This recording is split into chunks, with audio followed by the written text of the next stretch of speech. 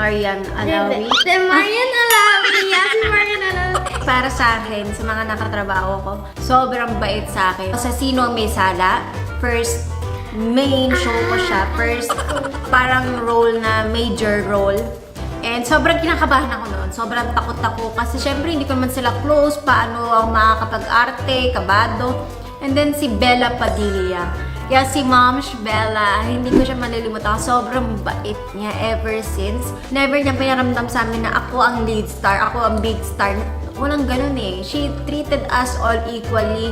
And nilalapitan niya ako. Sinasabi niya, Ivana, kung may kailangan kang tulong, andito ako. Kailangan magtulungan tayo sa pag-arte. Kung may eksena kang hindi mo magawa, do not be afraid. Do not be afraid to ask me. So, sobrang na-appreciate ko yun. As a newbie, as a baguhan, tapos ganun siya magtrato sa akin. Parang lalo ko na-enjoy yung pagtatrabaho ko. Lahat kami, parang kaming pamilya dun sa Sino May Sala. Sobrang bait niya.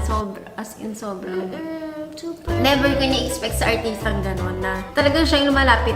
Ivana, you did a good job. Talagang ang galing mo doon sa gano'n. Tapos, you know, lagi niya kami pinupuri. Lagi niya pinupuri kaming lahat. And then, she does her best to help us in a scene. Kahit hindi naman siya kailangan, tutulong siya. Magbibigay siya ng suporta.